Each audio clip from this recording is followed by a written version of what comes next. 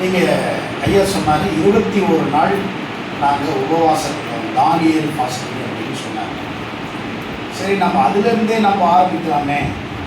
உங்களுக்கு நிறைய தானியலை பற்றி நீங்கள் நிறைய வருஷத்தில் பல பிரசங்கம் பைபிளில் இருந்து 12 அதிகாரம் இருக்குது, அதுலேருந்து நிறைய பிரசங்கத்தை கேட்டிருப்பீங்க. உங்களுக்கு தெரியாத கதை ஒன்று நான் சொல்ல போகிறது கிடையாது. இருந்தாலும் அதிலிருந்து ஒரு வசனத்தை நான் சொல்லி நிறைவு செய்ய விரும்புகிறேன்.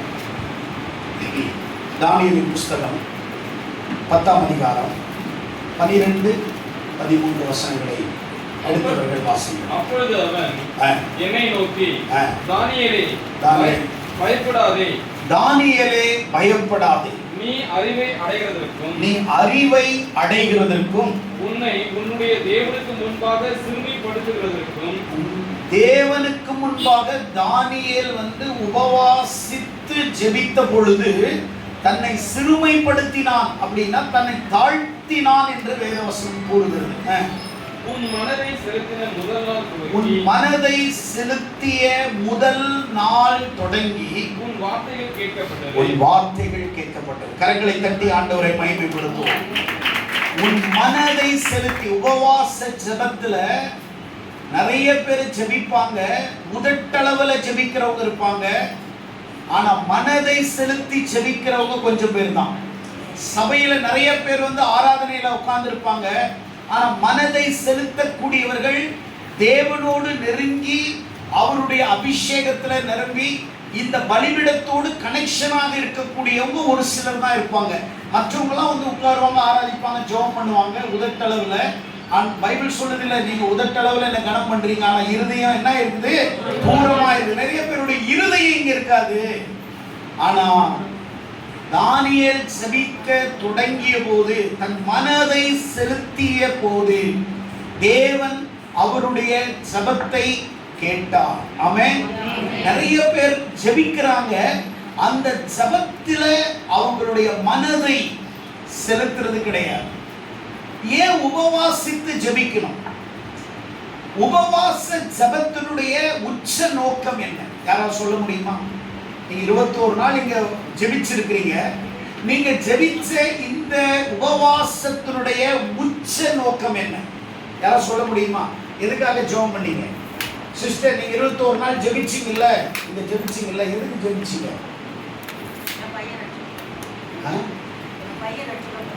பையன் ரட்சிக்க பண்ணணும். Very good. வேற நீங்க எதுக்கு ஜெபம் பண்ணீங்க? எதுக்கு ஜெபம் பண்ண? ஏதாவது சொல்லுங்க, ஒன்றும் பிரச்சனை இல்லை.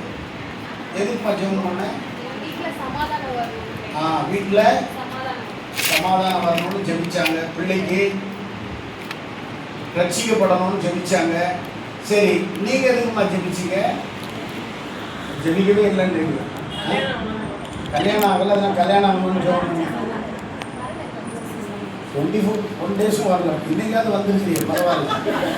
வேற எதுக்கு ஜெபம்? சரி, ஓகே, நல்ல கவனிங்க. உபவாச ஜெபத்தினுடைய நோக்கம் நம் உடலை வருத்த அல்ல. நல்லா புரிஞ்சுக்கணும். நம்முடைய உடலை வருத்தி ஏதோ ஒன்று கேட்டா ஆண்டவர் செஞ்சுடுவாரு அப்படிலாம் ஒண்ணுமே கிடையாது.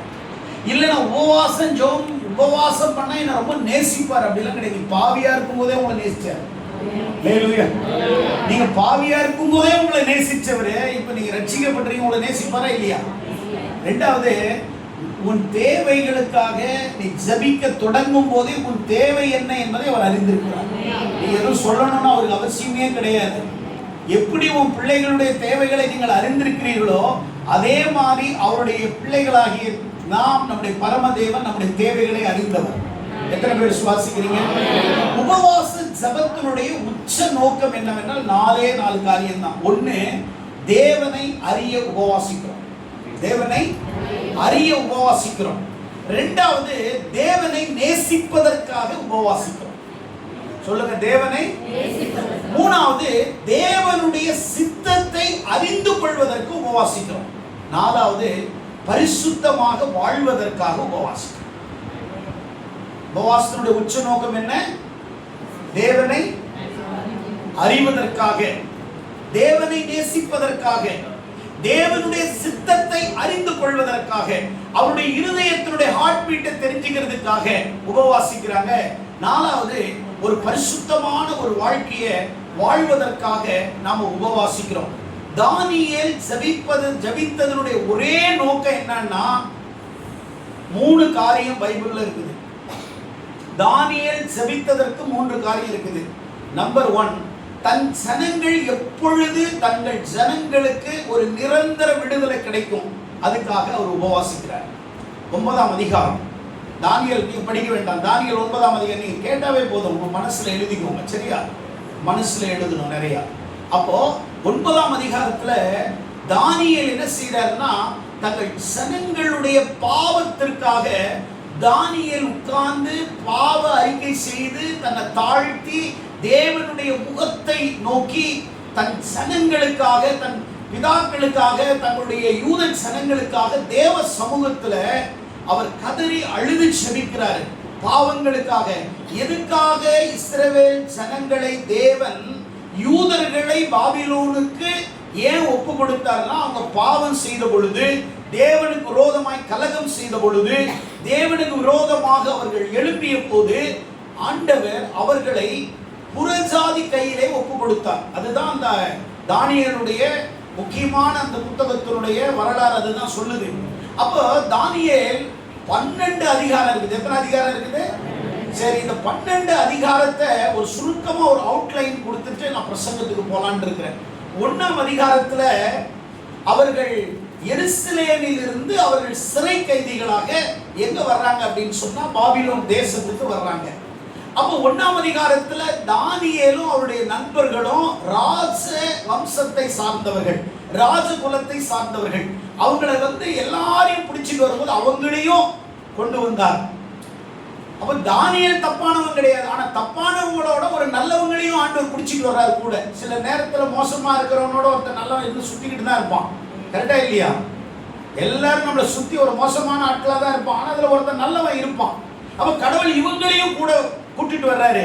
எதுக்கு அப்படின்னா, எதிர்காலத்துல ஒரு நோக்கம் இருக்குது, அதனாலதான் இவங்களை கொண்டு வர்றாரு.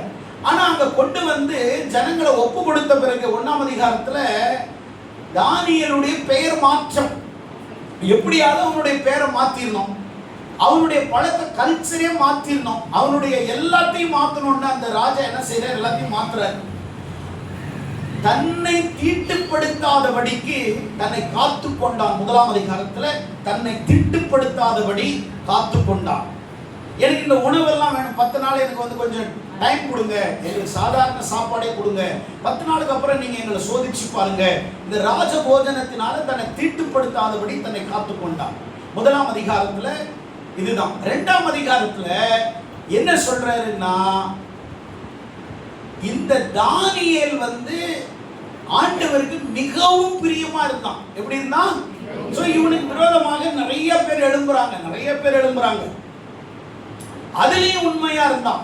2வது, தானியேல் அந்த தேசத்துல தேவன் உண்மையா இருந்ததுனால கடவுள் அவனை உயர்த்துறதுக்கு காரணம் 2ஆம் அதிகாரத்துல என்னன்னா, நேபுகாத்நேச்சருக்கு ஒரு சொப்பனம் வருது, ஒரு சிலையை நிறுவனம்.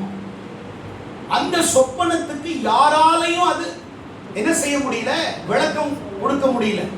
நல்லா புரிஞ்சுக்கோ, தானியேல் உடைய கேரக்டர், அவர் என்னென்ன விதத்துல செயல்பட்டாருன்னு சொல்றேன். தானியேல் ஒரு யூதன், தானியேல் ஒரு தீர்க்கதரிசி, தானியேல் ஒரு சிறந்த அரசியல் நிர்வாகி. அது மட்டுமல்ல, தேவனுக்கு பயந்தவன், ஜெப வீரன். 2வது, அவன் விசுவாசம் உள்ளவன். அடுத்தது, அவன் தேவனுடைய காரியங்கள், அதாவது சொப்பனங்களை விளக்கி சொல்லுகிறதுல தேவன் அவன் விசேஷித்த ஞானத்தை கற்றுக் கொடுத்திருந்தார். அப்ப இந்த தானியேல் அந்த இடத்துல நேபுகாத்நேச்சருக்கு அவருடைய கனவுகளை விளக்கம் கொடுத்து அங்க இருக்கக்கூடிய பாபிலோனிய ஞானிகளை காப்பாற்றான் 2ஆம் அதிகாரத்துல. 3ஆம் அதிகாரத்துல என்ன அப்படின்னு சொன்னா, அக்கினி சூளையில 3-4 பேரை தூக்கி போடுறாங்க. அவங்கள போடும்போது ஆண்டவருடைய நாமம் மகிமைப்படுது 3ஆம் அதிகாரத்துல. 4ஆம் அதிகாரத்துல பாத்தீங்கன்னா, நேபுகாத்நேச்சருடைய பெருமையினால விழுந்து விடும் அவருடைய பெருமை. 5ஆம் அதிகாரத்துல சுவரில் எழுதப்பட்ட ஒரு வார்த்தை வருது, மேலே மேலே தேக்கல் அப்படின்னு ஒரு வார்த்தை வருது. என்னன்னா, அவனுடைய பெருமையினால அவருடைய ராஜ்யம் கவிழ்ந்துருது. அங்க மிகப்பெரிய ராஜ்யம். ரெண்டு காரியம், சின்ன ஒரு நாடு எழுச்சி அடையும், ஒரு பெரிய நாடு வீழ்ச்சி அடையும். அதுதான் 4வது அதிகாரத்தினுடைய தீர்க்க தரிசனத்தினுடைய சத்தியம். அதுதான் சொல்லுது. சின்ன நாடு எழுச்சி அடையும், பெரிய நாடு விழுந்து போயிடும். யூத நாடு மிகப்பெரிய எழுச்சி அடைஞ்சி, ஆனா எதிரி நாடுகள் மிகப்பெரிய வீழ்ச்சியை சந்திச்சு. அடுத்ததை நீங்க பாத்தீங்க அப்படின்னா 6ஆம் அதிகாரத்துல சிங்க கெவியை குறிச்சு எழுதப்பட்டு அவருடைய ஜெபம். என்னதான் சட்டம் இயற்றினாலும் ஒரு தானியேல் உண்மையா இருந்தான். கடவுள் உண்மையா இருந்ததுனால அங்க தேவனுடைய நாமத்தை மகிமைப்படுத்தினான். 7ஆம் அதிகாரத்துல 4 மிருகங்கள்னு சொல்லப்பட்டிருக்குது. சிங்கம், சிறுத்தை, கரடி, கொடிய மிருகம்னு சொல்லப்பட்டிருக்கு. 4 காரியங்கள். இதெல்லாம் ஒரு மிகப்பெரிய ஒரு சரித்திரம். ஒவ்வொன்றுக்கும் ஒரு மிகப்பெரிய புத்தகம் எழுதலாம். 8ஆம் அதிகாரம் என்ன சொல்லுதுன்னா, ஆட்டுக்கடா வெள்ளாட்டுக்கடாவும் ஒரு கடாவை பத்தி சொல்றாரு. என்னன்னா 2 ராஜ்யத்தை பத்தி சொல்றாரு. அதுவும் ஒரு சின்ன ராஜ்யம், ஒரு பெரிய ராஜ்யம். இது எப்படி பெரிய ராஜ்யம் விழும், சின்ன ராஜ்யம் எப்படி எழும்ன்றது சொல்றாரு. 9ஆம் அதிகாரத்துல தானியேலுடைய பரிந்துரை ஜெபம். அதை தான் நான் சொன்னேன் ஏற்கனவே. அவர் எப்படி ஜெபம் பண்ணி அந்த ஜனங்களை விடுதலை ஆக்குறாரு, அங்கிருந்து எப்படி கொண்டு போறாரு, தேவனுடைய சித்தத்துக்காக அவர் எப்படி ஜெபிக்கிறாரு, எப்படி உபவாசிக்கிறாரு, அந்த உபவாசத்தினுடைய உச்சபட்ச நோக்கம் என்ன, இதை எல்லாத்தையும் சொன்னேன். 10ஆம் அதிகாரத்துல பாத்தீங்கன்னா இந்த 21 நாள் நீங்க ஜெபிச்சீங்கல்ல, இந்த ஜெபத்தினுடைய வெளிப்பாடு இருக்குது. 11ஆவது அதிகாரத்துல பாத்தீங்கன்னா வடக்கு மற்றும் தெற்கு ராஜ்யத்தை பத்தி சொல்லப்பட்டிருக்கிறது. இது மிகப்பெரிய ஒரு ஆவிக்குரிய சத்தியம். 12ஆவது அதிகாரத்துல நீங்க பாத்தீங்க அப்படின்னு சொன்னா கடைசி காலத்தினுடைய உபத்திரவும் உயிர்த்தெழுதலை குறித்து எழுதப்பட்டது. ஆமென். 12 அதிகாரத்துல இது எல்லாமே தானியேல் மிக சிறப்பாக எத்தனையோ வருஷத்துக்கு முன்னாடி 70 வாரத்தினுடைய செய்திகளை சொல்லியிருக்கிறார். மகா உபத்திரவ கால அந்தி கிறிஸ்துவினுடைய காலத்தை குறித்து சொல்லியிருக்கிறார். ஆண்டவராகிய இயேசு கிறிஸ்து வருகை குறித்து, உயிர்த்தெழுதலை குறித்து சொல்லியிருக்கிறார். எத்தனையோ வருஷத்துக்கு முன்னாடி தானியேலுக்கு தேவன் வெளிப்படுத்தினார். அப்படியானால் உபவாச ஜெபம் என்பது உங்களுடைய வாழ்க்கையிலே 4 காரியங்களை கற்றுக் கொடுக்கிறது. ஒன்று, தேவனை அறிந்து கொள்வதற்காக நீங்கள் உபவாசிக்க வேண்டும். தேவனை அறிய வேண்டும். இன்னும் தேவனுடைய மகிமையை, மகத்துவத்தை நீங்கள் அறிவதற்கு நீங்கள் உபவாச ஜெபமாய் இருக்கலாம், இல்லது ஜெபமாய் இருக்கலாம்.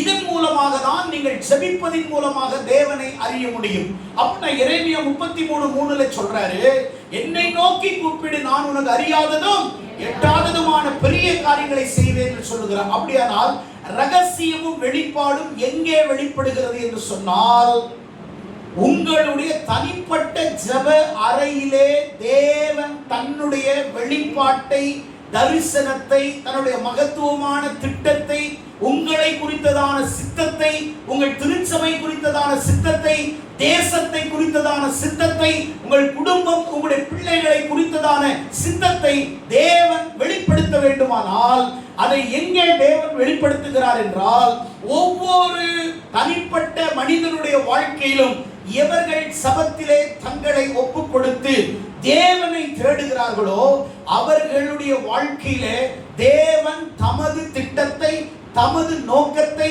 தமது சித்தத்தை, தம்முடைய அற்புதத்தை, அடையாளங்களை, தேவன் வெளிப்பாட்டை உங்கள் தனிப்பட்ட ஜெபத்தின் மூலமாக தான் உங்களோடு கூட இடைப்படுகிறார், உறவாடுகிறார், உங்களோடு பேசுகிறார், உங்களை உருவாக்குகிறார், உங்களை உந்தி தள்ளுகிறார், உங்களை மேன்மைப்படுத்துகிறார். அவருடைய திட்டங்களினாலே அவர் உங்களை அலங்கரிக்க வேண்டுமானால் முதலாவதாக உபவாச ஜெபமாயிருக்கலாம் அல்லது ஜெபமாயிருக்கலாம். இவைகள் எல்லாமே உங்களுடைய தனிப்பட்ட ஜெப வாழ்க்கையிலே தேவனை வெளிப்படுத்துகிற அந்த வெளிப்பாட்டின் காரியம் மையமாய் இருக்கிறது என்று சொன்னால் நீங்கள் எத்தனை பேர் விசுவாசிக்கிறீர்கள்? கரங்களை தட்டி ஆண்டவரை மகிமைப்படுத்துங்கள்.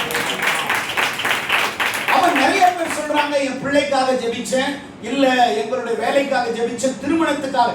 இதுக்கு 21 நாள் நீ ஜெபிக்கணும்னு அவசியமே கிடையாது. இந்த ஜெபம் முழுக்க முழுக்க சபையிலே தேவனுடைய தரிசனம் திட்டத்தை நிறைவேற்றுவதற்காக. நல்ல 3 காரியங்களை நான் வெளிப்பாடாய் சொல்லுகிறேன். இன்றைக்கு உங்களுக்கு ஆண்டவர் சொல்லுகிறார்.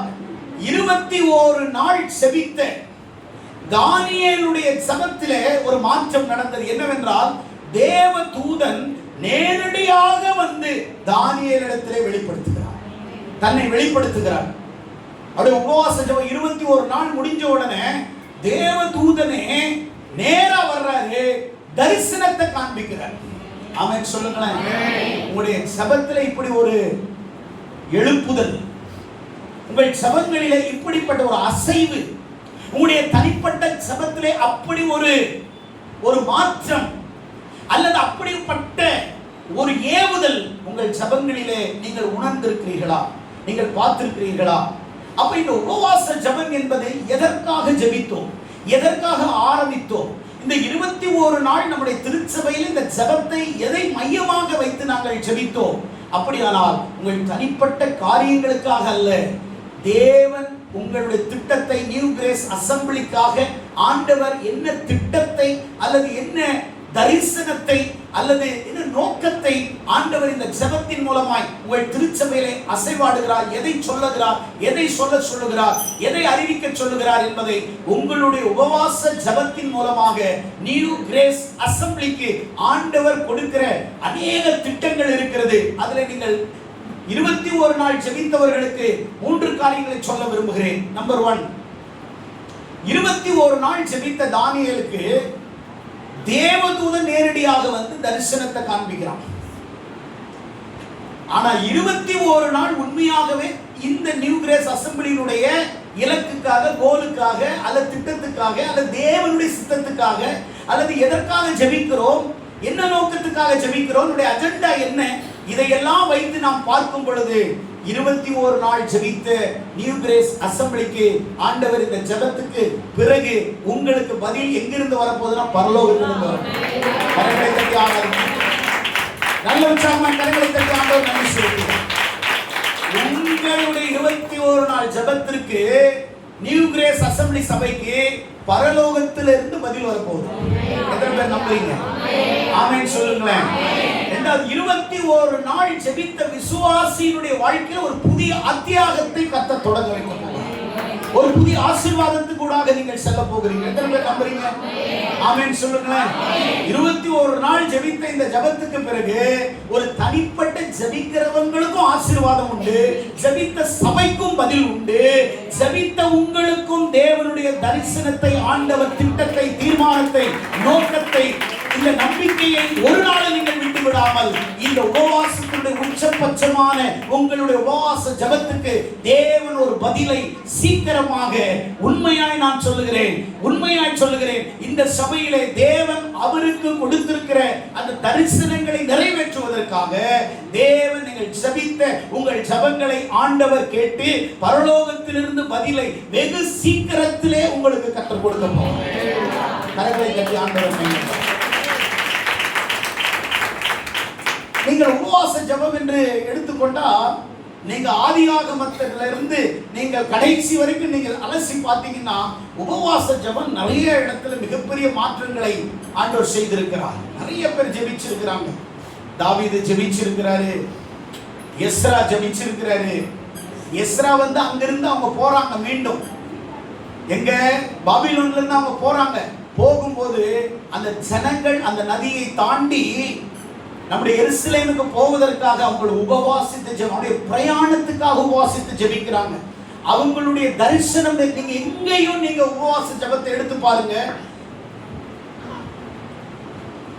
தங்கள் குடும்பத்துக்காக எங்கேயுமே அவங்க ஜெபிச்சதே கிடையாது. நீங்க பைபிள்ல நீங்க ஒரே ஒருத்தர் மட்டும் ஜெபிச்சிருக்கிறாரு எனக்கு தெரிஞ்சு, தாவீது அவருடைய புள்ள பொழைக்கணும்னு உபவாசம் பண்ணி ஜெபிச்சார்.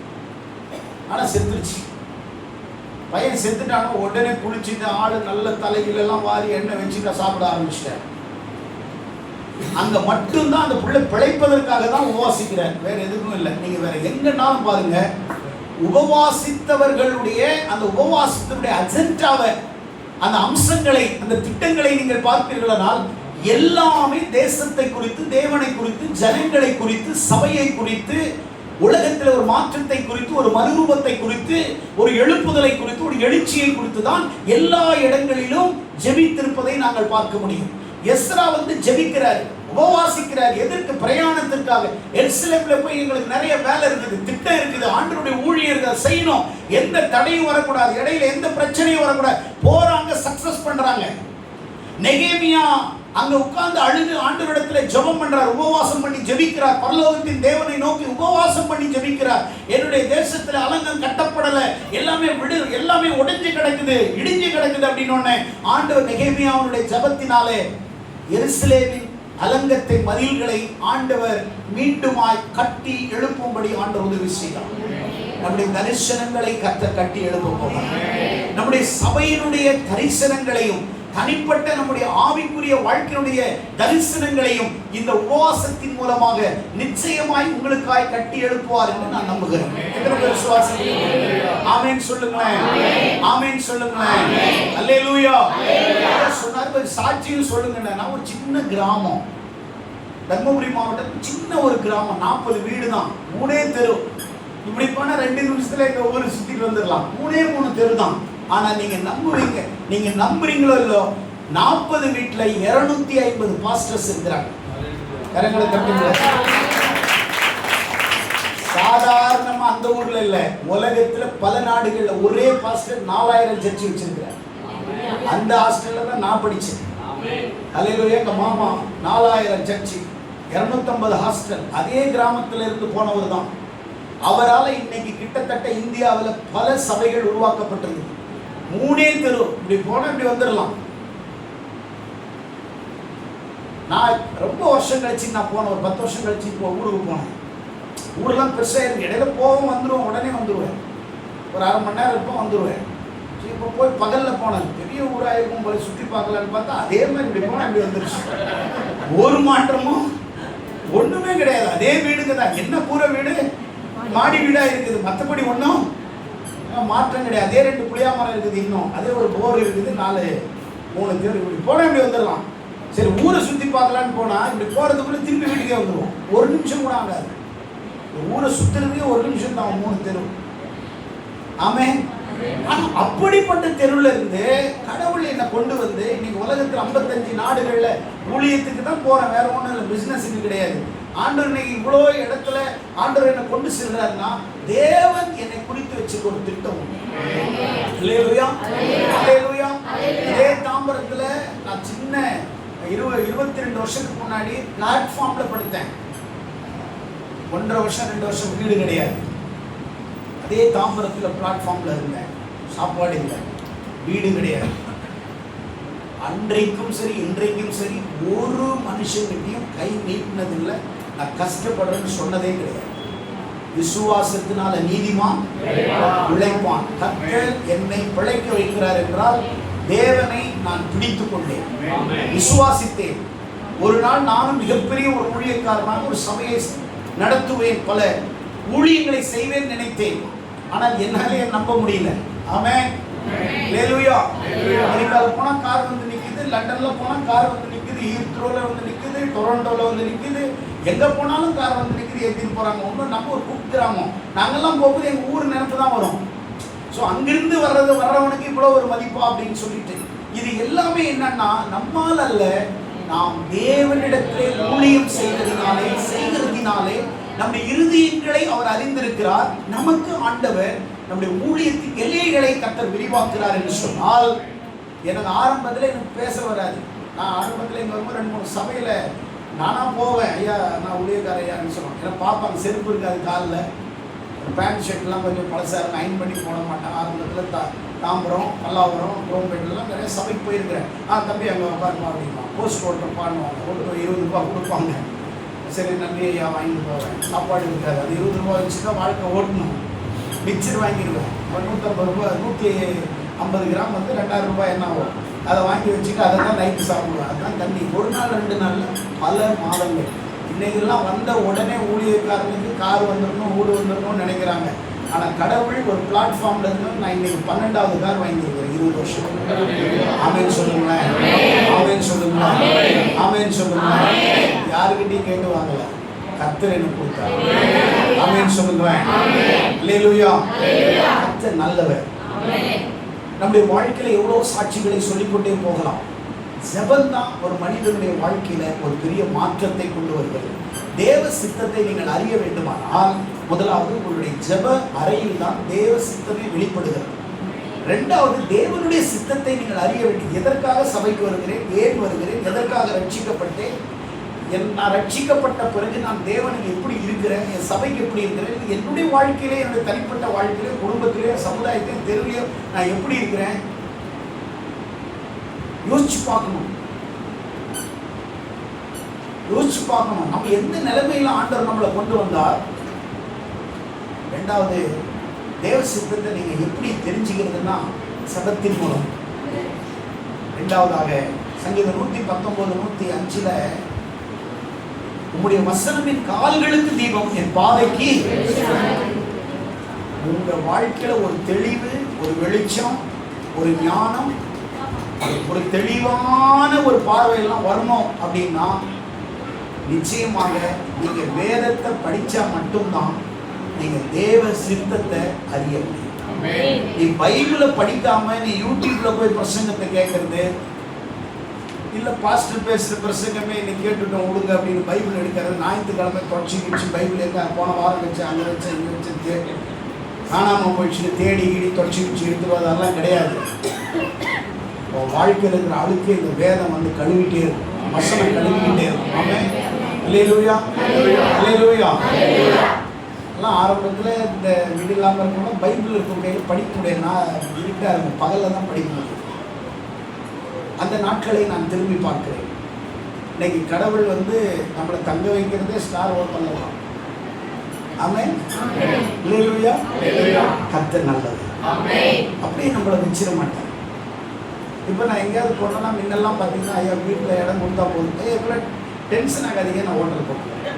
நம்மளே ட்ரெயினுக்கு போகிறோம், நாமளே ஃப்ளைட் போகிறோம். 2 நாள் முன்னாடி ஒரு மீட்டிங் போயிருந்தேன், நானே டிக்கெட் போட்டு போனேன், வரும்போது ஃப்ளைட் டிக்கெட் போட்டேன். ஏன் நானே பார்த்துக்கிறேன், ஐயா ஹோட்டலுக்கு போட்டுக்கிறேன். இல்லையா நீங்கள் எங்கள் வீட்டிலே தான் தங்கணும் வந்து தங்க வச்சுட்டேன். அது என்னன்னா கடவுள் நம்மளை அப்படியே வச்சிருக்கிறதுல வறுமையில். சில சபையில் விசுவாசிலாம் பார்த்தீங்கன்னா அன்னைக்கு எப்படி இருந்தோ அதே மாதிரி தான், ஒரு மாற்றம் கிடையாது. சந்தோஷம் பொங்குதே, மகிழ்வோம் அந்த பாட்டை பாடி எக்காலத்திலும் எந்த நேரத்திலும் ஒரு மாற்றம் இருக்காது. கொஞ்சம் உருமாற்றம் இருக்கும், மாற்றம் எதுவும் இருக்காது.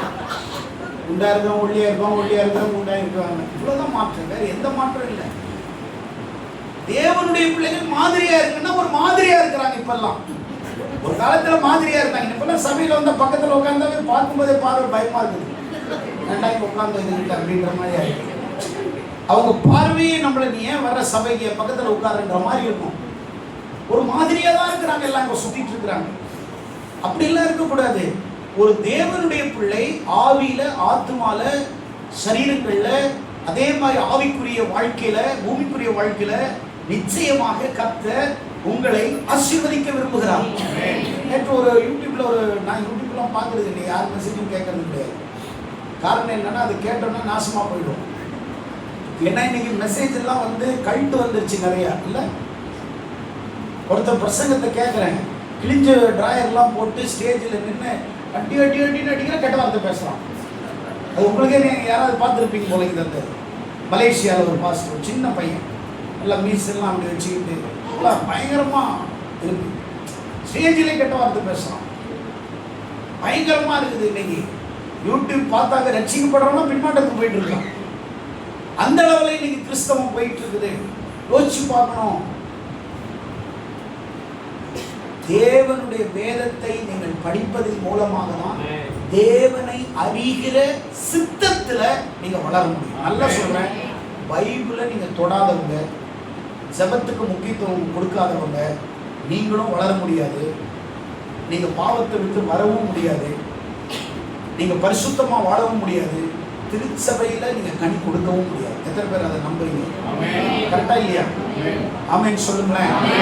வேதத்தை நம்ம எப்பவுமே நம்முடைய வசனம் என் கால்களுக்கு தீபமாவே இருக்கணும். டெய்லி நமக்கு வெளிச்சம் அதுதான். ஆமென்.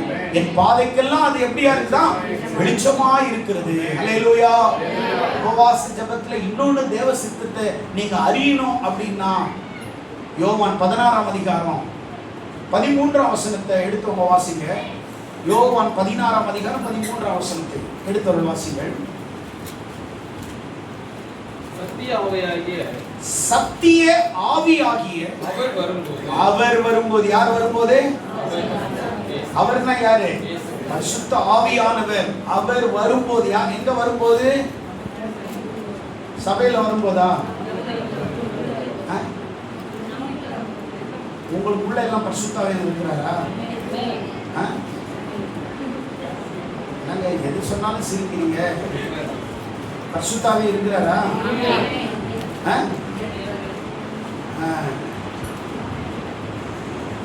வீட்டில் வந்து பார்த்தா தான் தெரியும் என்ன ஆவி இருக்குதுன்னு.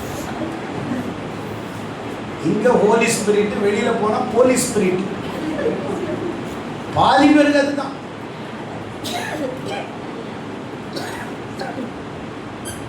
பஸ்ல போயிட்டு இருக்கிற ஒரு வெள்ளை புடவை, பயங்கர ஏஞ்சல் மாதிரி, அப்படியே கஞ்சி போட்ட புடவை கட்டிட்டு அப்படியே நகையெல்லாம் எடுத்துட்டு அப்படியே ஏஞ்சல் மாதிரி இருக்கிறாங்க. நான் போறேன், ஒரு அம்மா தெரியாம கால் மிதிச்சிருச்சு. ஆரம்பிச்சிச்சு பாருங்க அந்நிய பாஷை, எல்லாமே இங்கிலீஷ் பார்த்ததான். ரொட்டி விட்டு விளாசம் தெரியாம மிதிச்சிருச்சு. புடவை அழுக்காயிடுச்சு. சனியத்துல ஆரம்பிச்சு அது சொல்ல முடியாது அந்த வார்த்தை. அந்த அத்தனை வார்த்தையும் என்ன என்ன இருக்குதோ அவ்வளோ வார்த்தையும் பேசி அந்த அம்மா சொல்லுது, ஏம்மா நீ எல்லாம் ஒரு கிறிஸ்டின்னு சொல்கிறம்மா, நாங்கள்லாம் பாவிங்க தான்மா, நாங்கள் ஒத்துக்கிறோம். நீங்கள் எல்லாம் இப்படி சொன்ன உடனே அப்போ தான் அது வாய்ப்பு இருந்துச்சு. ஆனால் அதே பஸ்ஸில் நான் போகிறேன், ஒரு ஊரில் போய் இறங்குறேன், அதுவும் அந்த ஊரில் தான் வந்து இறங்குது, அதே பஸ் தான். நான் போயிட்டே இருக்கிற அந்த அம்மா எனக்கு முன்னாடி போகுது. இது எங்கடா நான் போகிற தெரியல, அதுவும் இருக்கு. ஓஹோ, கொஞ்சம் அதை முன்னாடி விட்டுருவோன்ட்டு நான் பின்னாடியே போனேன். அது எங்கே தான் போகுது? நான் போகிற சர்ச்சுக்கு தான் அதுவும் போகுது. சரி, சர்ச்சுக்கு போனாலும் பரவாயில்ல, நான் அது பின்னாடியே போனேன். அது நின்னா நான் நின்றுடுவேன். ஏன்னா என்னதான் பண்ணது தெரிஞ்சுக்கலாம். அது பாத்ரூம் போய் நான் பாத்ரூம் போயிட்டு வெளியில வருது. நான் போன உடனே நான் கதை சாத்தி பின்னாடியே வருது. என்னதான் செய்து பார்க்கலான்ட்டு பின்னாடியே போனேன்.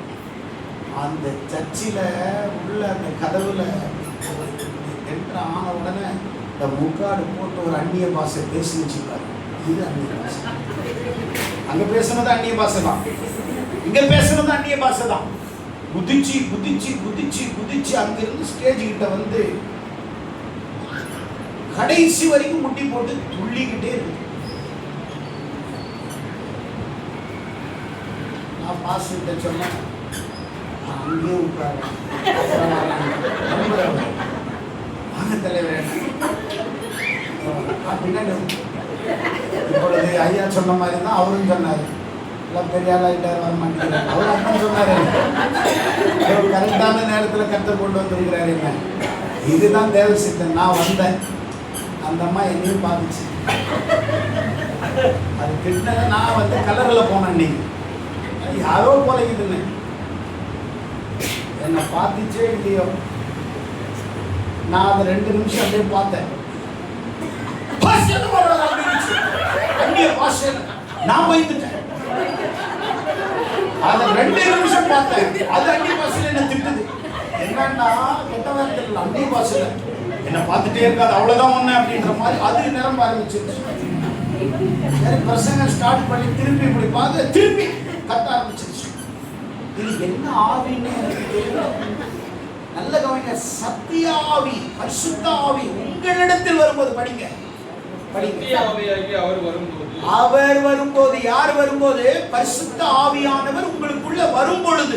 அதான் சொல்றோம் சபையில, நீங்க 2 ஞானஸ்நானம், அந்த ஞானஸ்நானம் எடுக்கிறதுல பரிசுத்த ஆவி ஞானஸ்நானம் தான் ரொம்ப முக்கியமான ஞானஸ்நானம். அந்த ஞானஸ்நானத்தை நீங்க எடுக்கும்போது சத்திய ஆவி உங்களுக்குள்ள வந்துடுறாங்க. சகல சத்தியத்திலும் உங்களை நடத்துவார். அவர் தம்முடைய சகல சத்தியம், சகல காரியத்தில் உங்களை எப்படி நடத்துவாரா? ரொம்ப ஞானமா நடத்துவார். அல்லேலூயா, அல்லேலூயா. ஆண்டவருடைய பிள்ளைங்க எப்படி இருக்கணும்? ரொம்ப சத்திய ஆவியான நம்மளை நடத்துற மாதிரி. நீங்க பாருங்க, ஏசப்பா ஊழியம் செய்யும்போது அவருக்கு கொடுத்த அத்தனை ப்ளூ பிரிண்ட்டும் ஏசப்பா தயாரிக்கல, பிதா தயாரிச்சு.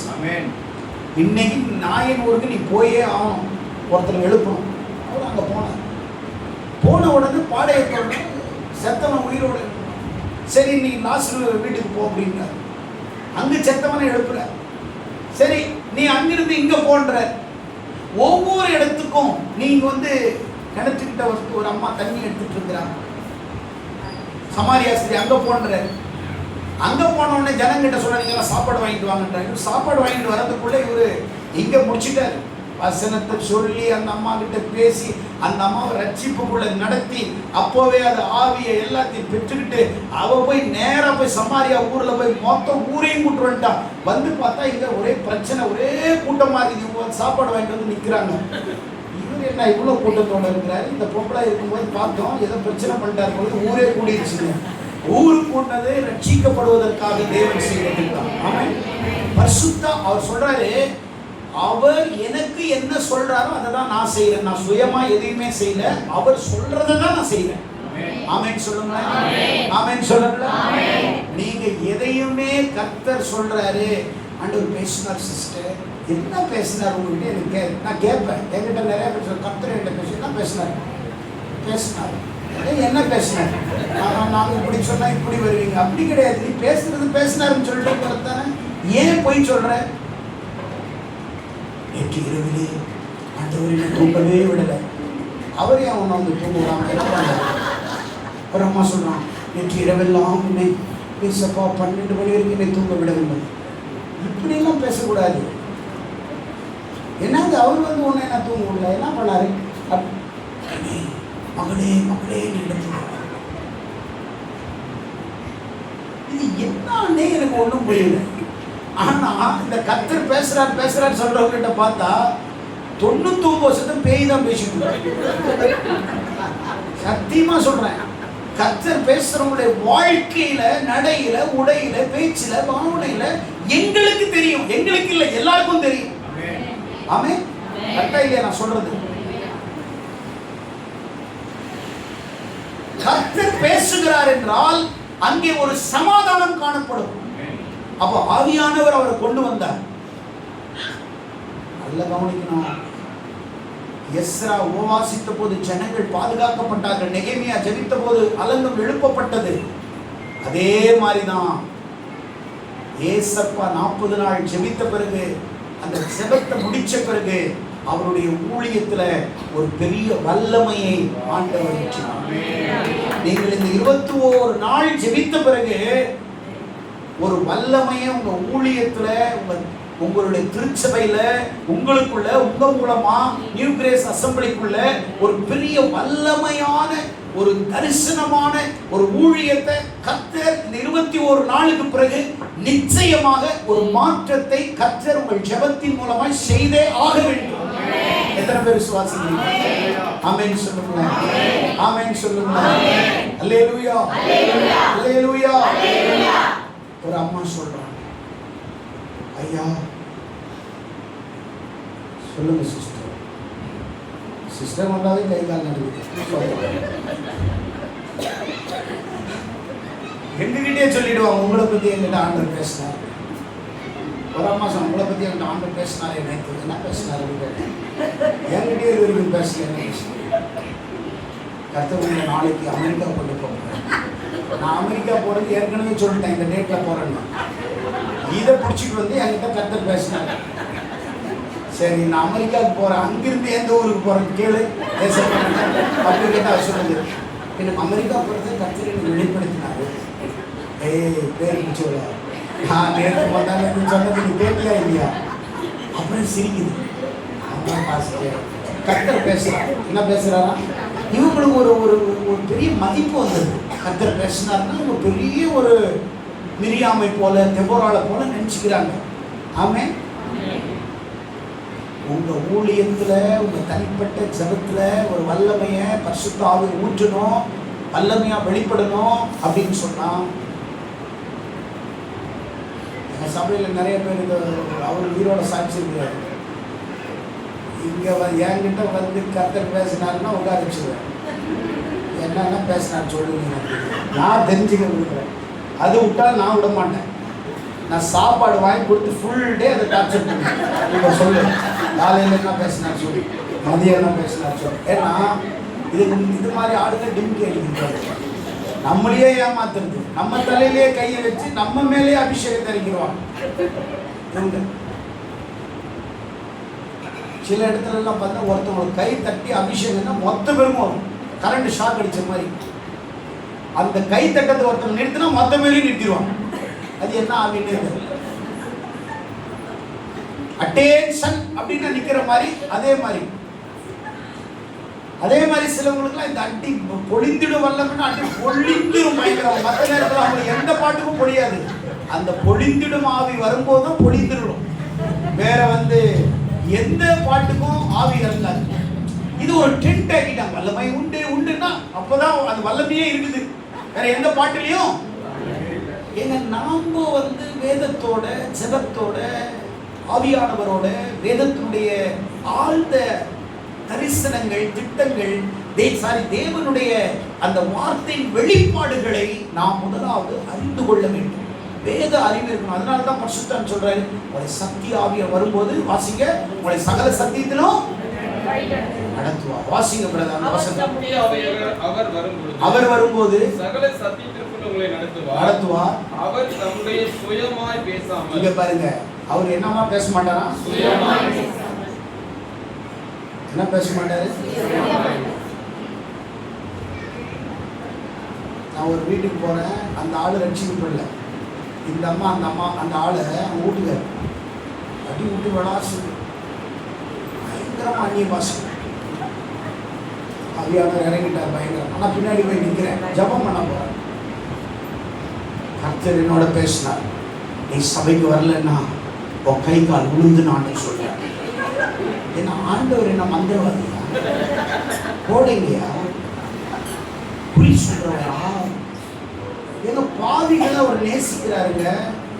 அந்த பாவிக்காக அந்த வீட்டுக்காரருக்கு நீ ஜெபம் பண்ணாமே அவர் வந்துருவார். கரெக்டா இல்லையா? நீ பயமுறுத்தி கொண்டு வரக்கூடாது, அன்பா சொல்லி கொண்டு வரும். கரெக்டா இல்லையா? என்ன ஒரு மாதிரி பார்க்குறீங்க, தப்பா பேசுறேன் சொல்றேன். நான் பார்த்தது தான் நான் சொல்ல முடியும். அல்லேலூயா, அல்லேலூயா. அப்போ பரிசுத்த ஆவியானவரை இந்த உபவாச நாட்கள்ல உங்களுக்குள்ளாக வருவதற்கு, தேவனுடைய திட்டத்தை சித்தத்தை செய்வதற்கு தேவனை அறியணும். தேவனை நேசிக்கிறது உபவாசம், தேவனை அறிந்து கொள்வது உபவாசம், தேவனுடைய சித்தத்தை அறிந்து கொள்வதற்கு உபவாசம், பரிசுத்தமாக வாழ்வதற்கு உபவாசம். பரிசுத்த ஆவியிடத்திலே வரும்போது இந்த உபவாச ஜபத்தின் மூலமா 3 காரியங்களை சொல்கிறேன். முதலாவதாக உங்களுடைய குடும்ப நன்மை, உங்கள் குடும்பத்தினுடைய ஆசீர்வாதத்தை இந்த ஜபத்துக்கு அப்புறம் உங்கள் வாழ்க்கையில் என்ன ஆண்டவர் செய்ய போறார் தெரியுமா? தடைகளை முற்றிலுமாய் உடைக்க போகிறார். எத்தனை பேர் விசுவாசிக்கிறீங்க? அல்லேலூயா. திருமண தடைகள் உடையும். ஆமென். திருமணத்துக்கு ஜெபிக்க தேவை, நீ ஒழுங்கா இருந்தாவே கரெக்டான நேரத்தில் நடந்துடும். அல்லேலூயா, அல்லேலூயா. அதுக்காகலாம் நீ பண்ணணும். எனக்கு கரெக்டா 25 வயசு, நான் அதிகாரம் பண்ண தேவையில்ல, ஒண்ணுமே பண்ணல. அது பாட்டு அந்த வயசு வந்துச்சு வந்தாங்க, அப்படி அப்படியே முடிஞ்சிச்சு. அதுக்காக நான் எங்கேயுமே போனது கிடையாது, போய் கஷ்டமா பட்டது கிடையாது. அப்ப காரணம் என்னன்னா, இவங்க அதுக்காகவே ஜெபிக்கிறது. அது என்ன ஜெபிக்கிறதுனா, ஆண்டவரே உங்களுடைய சித்தம் என் வாழ்க்கையில என்ன நடக்கணுமோ, யார் வரணுமோ அப்படி கேட்கறது கிடையாது. வெள்ளையா வரணும், விராட் கோலி மாதிரி வரணும், நல்ல 1.5 லட்சம் சம்பளம் வாங்கணும், என்னை வீட்டில் உட்கார வச்சே சோறு போடணும். நீ என்ன ஐஸ்வர்யா இருக்கிற, வீட்டில் உட்கார வச்சு சோறு போடுறது, பாம்பரிங் பண்ணிக்கிட்டே இருக்கணும், தாளாட்டிக்கிட்டே இருக்கணும், சீராட்டிக்கிட்டே இருக்கணும். இதெல்லாம் வாழ்க்கையே கிடையாது. ஆமென், அல்லேலூயா. எல்லாமே இருந்தாதான் வாழ்க்கை நல்லா இருக்கும். கரெக்டா இல்லையா? எனக்கு தெரிஞ்ச ஒரு கல்யாணம், ஒருத்தவங்களுக்கு ஹஸ்பண்ட் இருப்பாங்க, பொண்ணு ரொம்ப அழகா இருக்கும், பையனும் அழகா தான் இருக்கும். அந்த பொண்ணு ரொம்ப அழகுக்காக கல்யாணம் பண்ணான். அந்த பொண்ணை சமைக்க விடுறது இல்லை, பாத்திரங்கள் விடுறது இல்லை, அந்த குழந்தை குளிக்க விடுறது இல்லை, எல்லாமே. அந்த அம்மா டிவோர்ஸ் பண்ணிடுச்சு அந்த பொண்ணு. என்ன பாஸ்டர், நல்ல பையன் எதுக்குமா டிவோர்ஸ் பண்ண? வாங்க பாஸ்டர், சமைக்கவும் விட மாட்டேங்கிறான், பாத்திரம் கழுவ விட மாட்டேங்கிறான், பிள்ளைய குளிக்க வைக்க விட மாட்டேங்கிறான், ட்ரெஸ் பண்ண விட மாட்டேங்கிறான். என்னையும் அவன் தான் குளிக்க வைக்கிறான், அவன் தான் என்ன மேக்கப் பண்ணுறான், வெளியில எங்கேயும் போக கூட கதவு மூடிட்டு போயிடுறான். இது என்ன வாழ்க்கை பாஸ்டர் இருந்துச்சு? கரெக்டு தானே? இது என்ன வாழ்க்கை பாஸ்டர்? இவனோட இருக்கிறதோட வெளியில ஓடிடலாம் பாஸ்டர். பாஸ்டர் வாழ்க்கைன்னா ஒரு ஜாலியா இருக்கணும், ஹஸ்பண்ட் ஒய்ஃபு ஒரு சண்டையும் வரணும் பாஸ்டர். ஒரு 2 நாள் பேசாமல் இருக்கணும், அது ஒரு திருப்பி ஒரு பயங்கரமாக நாங்கள் அப்படியே பேசணும், இதெல்லாம் ஒரு சந்தோஷமா இருக்கு. வேற பைத்தியக்கார மாதிரி என்ன உட்கார வச்சுட்டு இருக்கிறோம். ஆனால் சபையே வர மாட்டார், அந்த மனைவி அனுப்ப மாட்டார், ஏன்னா யாரும் பார்க்கக்கூடாது. இந்த காரில் உட்கார வச்சு கார்லேயே ஸ்க்ரீன் போட்டுருக்குற அந்த பொண்ணை யாரும் இது ஸ்க்ரீன் தள்ளி எதுக்கு அங்கே பார்த்துட்டு வர்றேன்ற. அப்போ இது என்ன வாழ்க்கை? நேசிக்கிறது நான் இப்படியா? அவளுக்கு பிடிக்கும்னு நினைக்கிறீங்களா? சைக்கோ சைக்கோ கூட வாழ முடியுமா? மென்டல் உங்களோட வாழ முடியுமா? வாழவே முடியாது. எல்லாமே இருக்கணும் வாழ்க்கையில், கரெக்டா இல்லையா? எல்லாமே உங்களுக்கு நீங்க என்ன ஆயிடுவீங்க? என்னடா அது ரொம்ப ஆயிடும், அப்படி ஆயிடுச்சா இல்லையா? யோசிச்சு பாருங்க. நான் சொல்றேன், பரிசுத்த ஆவி வரும்போது உங்களை உண்மையா சொல்றேன், சமாதானத்தோடு உங்களை நடத்துவார். எத்தனை பேர் விசுவாசிக்கிறீங்க? ஆமென் சொல்லுங்க. இந்த உபவாச ஜெபத்துல நான் உணர்றேன், நியூ கிரேஸ் அசம்பிளிக்கு ஏதோ ஒரு மிகப்பெரிய ஒரு ஆசீர்வாதம் அந்த உங்க வாழ்க்கையில கொடுக்க சொல்லுங்க. பக்கத்துல இருக்கவங்கள பார்த்து சொல்லுங்க, மூடின கதவுகளை திறக்க போறேன்.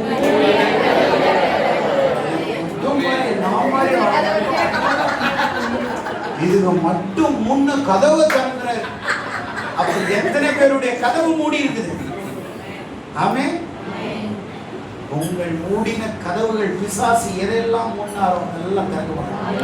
அவர் ஜெபிக்க தொடங்கிய போது அவர் ஜெபத்தை கேட்டுட்டார். ஆனா ஜெபம் என்னைக்கு 21வது நாள்ல தான் பதில் கிடைச்சிச்சு.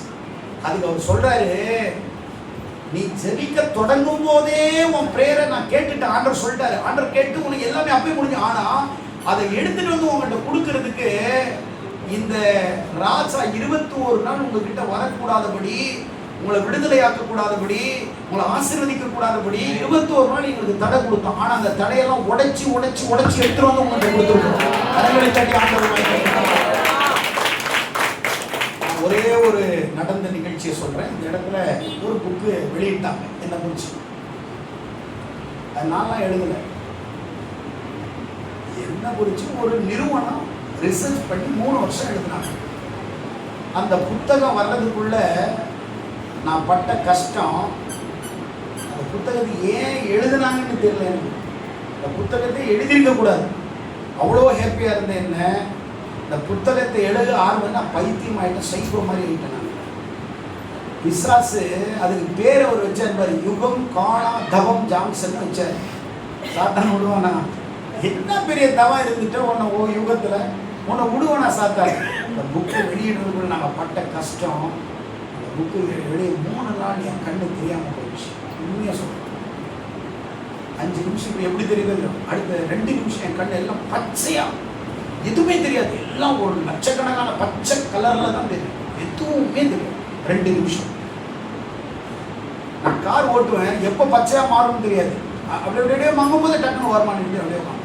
அப்புறம் 2 நிமிஷம் கண்ணு தான் திறந்துட்டு தான் இருப்பேன். 2 நிமிஷம் அது அப்படியே மெதுவாக மறுபடியும் பழைய மாதிரி திருப்பி இது மாதிரி 3 நாள் மீட்டிங்கில் வந்து என்கிட்ட கை கொடுப்பாங்க, வாங்க சார் வாங்க சார். திடீர்னு கை கொடுத்துட்டு போனவொடனே திடீர்னு எனக்கு கண்ணு தெரியாமல் போயிடும். கண்ணு தெரியாம போது அந்த நேரத்தில் வாங்க சார் வாங்க சார் நல்லா இருக்கு சார் வாங்க சார். ஆனால் அப்படி யார் வந்தாங்கன்னு தெரியாது. அதில் அந்த மீட்டிங் முடிஞ்சது, என்ன சார் நாங்கள் வந்தோம், எங்கள் முகத்தை கூட நீங்கள் நாங்கள் வந்தோன்னு கூட நீங்கள் சொல்லலை. ஆனால் எனக்கு தான் தெரியும் அந்த 3 நாள் நான் பட்ட கஷ்டம். என் வாழ்க்கையில் அது ஒரு புதிய அனுபவமாக இருந்துச்சு. நான் என்ன நினச்சிட்டேன், எனக்கு சுகர் இருக்குது, அது யாரும் கொடுக்கல, சபை தான் கொடுத்துச்சு. ஸோ ஜனங்கிட்ட அழுது கஷ்டப்பட்டு கத்தி ஜனங்க இருக்கிறாங்களே, பாஸ்டர்ஸுகளுக்கு சுகர் எதனாலே வரதில்லை, சபை விசுவாசி.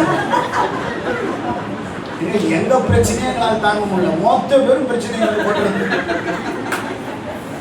அப்புறம் யார் யாருக்கு ஆலோசனை சொல்றது, கடைசியில் அவங்களே ஒரு மாதிரி ஆயிடுவாங்க. நாலு போகல என்ன நான் சொல்றேன், ஜெபம் பண்ணோம் அவங்க 90 பேர் வந்து பாரத்தை மேல வச்சு என்ன ஆகுது? சோதர சிஸ்டர். கடைசியில் அவர் சுகரு பிபி எல்லாம் வந்து கதறு. இவங்க நம்ம சுற்றி இருக்கிறவங்க தான் நம்மளுக்கு சுகர் கொடுக்குறாங்க. சுகர் தானா வர்றது கிடையாது. யாராவது நம்மளுக்கு கிஃப்ட் கொடுத்துட்றாங்க. வந்தவன் நம்மளுக்கு கொடுத்துட்றா, இல்லை நம்மளுக்கு வரப்போறவங்க கொடுத்துட்றாங்க, இல்லை நம்மளை சுற்றி இருக்கிறவங்க கொடுத்துட்றாங்க சுகர். நம்ம நல்லா இருக்கக்கூடாது, சந்தோஷமா. கரெக்ட். நீ 2 நாள் நல்லா நீட்டாக ட்ரெஸ் பண்ணி சிரிச்சுக்கிட்டு இந்த தெருவில் 3ஆவது நாள் நீ செத்து போடுவேன். சாவடிச்சிருவாங்க. கரெக்டா இல்லையா? நீ நல்ல ட்ரெஸ் பண்ணி பூ வச்சுட்டு புருஷன் கூட அப்படி ஒரு 5 நிமிஷம் உட்காந்து சிரிச்சு இப்படி தள்ளி பேச முடிஞ்சிச்சு. அதோட கதை. அன்னைக்கு நைட்டே உனக்கு அன்னைக்கே முடி வெட்டிடுவாங்க. இல்லையா? இப்படிதான் நடக்குது உலகத்துல. இது எங்க? சர்ச்சிலேயே, சபையிலேயே. பாஸ்டருக்கு அவன் ஜாலரா அடிக்கிற பாக்கி. இங்கேயும் டீம், இங்கேயும் பிரச்சனை. இந்த பாஸ்டர்ஸுக்கு இதெல்லாம் பார்த்து மனம் வந்து எங்க சொல்றது? எல்லாருக்கும் ஜெபம் பண்ண, அவங்களுக்கு யாரும் ஜெபம் பண்றதுக்கு ஆளே இருக்க மாட்டாங்க. கடைசியில இந்த வியாதியோட உட்கார்ந்து சோதரம். நான் நினைச்ச சுகரால வந்துச்சு, பார்த்தா அது சுகரால வருது. இப்படி மக்களுடைய தொல்லை பிரச்சனை. நான் என்ன நினைச்சேன், சரி பண்ணி இந்த புக்கு வெளியிட்டோம், நம்ம கதை முடிஞ்சிச்சு, பொருட்களாம் ஆகிடுவோம் போலக்குது. அதுக்கு முன்னாடி எல்லாத்தையும் பேசிடுவோம். நல்லா யாராவது கோபம் இருந்துச்சுன்னா அப்படிலாம் நினைச்சா அடுத்த நாளுக்கு ஒரு பிரச்சனையும் கிடையாது, நல்லா தான் இருக்கு. அப்போ இது விசுவாசனுடைய யுத்தம். அதுக்கு முன்னாடி ஒரு நாள் நாங்கள் உபவாசம் பண்ணி ஜெபிச்சோம். இப்படி இருக்குது, நம்ம ஜெபிச்சிருவோம். இவ்வளோ போராட்டத்தோடு அந்த புத்தகத்தை நாங்கள் வந்து வெளியே கொண்டு வந்தோம். அந்த புத்தகம் கொண்டு வரது நோக்கமே 90% ஹிந்துஸுங்களை தான் நம்ம விட்டோம். பிராமணர்கள், பெரிய IAS IPS, பெரிய ஆட்கள் நான் கொண்டு வந்து நான் அவங்களை எப்படியாவது சுவிசேஷத்தை நான் அறிவித்தோம். நீங்கெல்லாம் ஜெபிக்கிறவங்களே ஜெபிக்க கூடாது. நீங்க வந்து தேவை உள்ளவனுக்கு சுவிசேஷம் சொல்லணும். சுவிசேஷத்தை அறிவித்தல் 10,000 சுவிசேஷம் அப்படின்னா உன் வாழ்க்கையில நீ 10,000 சொல்ல வேணாம். வாழ்க்கையில் அட்லீஸ்ட் ஒரு வருஷத்துக்கு ஒரு 10 பேர் சுவிசேஷம் சொல்லணும். நீ உண்மையா சொல்லு. கட்ட மாற்றுவாரா இல்லையா? கண்டிப்பா மாற்றுவார். விசுவாசம். ஆமென் சொல்லுங்களேன். ஆமென் சொல்லுங்களேன். அடுத்ததாக நீ பரிசுத்தமாக வாழ்வது. 9ஆம் அதிகாரத்துல பாவங்களை அறிக்கை செய்தான். ஆண்டவரே எங்களை மாற்றின ஆண்டவரே. அப்புறம் போய் எருசலேமுக்கு அவங்க ஜெபத்துக்கு பிறகு தடைகள் நீக்கப்பட்டு அவங்க எங்க போயிட்டாங்க? எருசலேமில் போய் ஒரு மிகப்பெரிய ராஜ்யத்தை எழுப்பினாங்க. அதுதான் பெரிய கொம்பு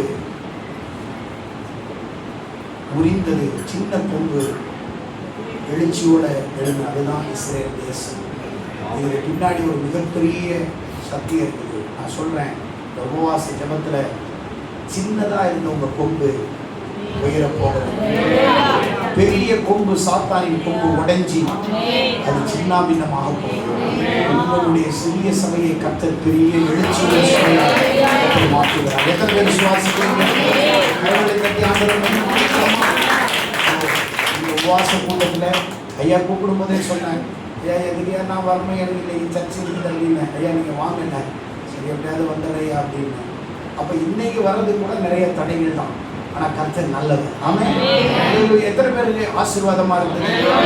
உபவாச ஜெபம். இனி நீங்க ஜெபிக்கிற ஜெபம்லாம் எப்படி ஜெபிக்கணும்? உபவாச ஜெபம்னா தேவனை அறியறதுக்கு, தேவனை நேசிக்கிறதுக்கு, தேவ சித்தத்தை அறியறதுக்கு, பரிசுத்தமாக இந்த குழந்தை பிறக்கணும், குழந்தை உருவாக்கணும், கல்யாணம், இதெல்லாம் நீங்க அதெல்லாம் ஆட்டோமேட்டிக்கா செய்வாங்க.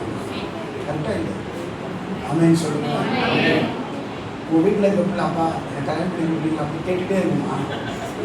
செய்வீங்க. கேட்டாலும் கேட்கலன்னா செய்வீங்களா இல்லையா? செய்வீங்களா இல்லையா? நம் தேவைகளை கர்த்தர் அறிந்தார். நம் எல்லாத்தையும் அவசியம். எத்தனை பேர் சுவாசம்? எல்லாம் எழுதுகிறேன். ஒரு நிமிட கண்களை மூடி ஆண்டவருடைய சமூகத்தில்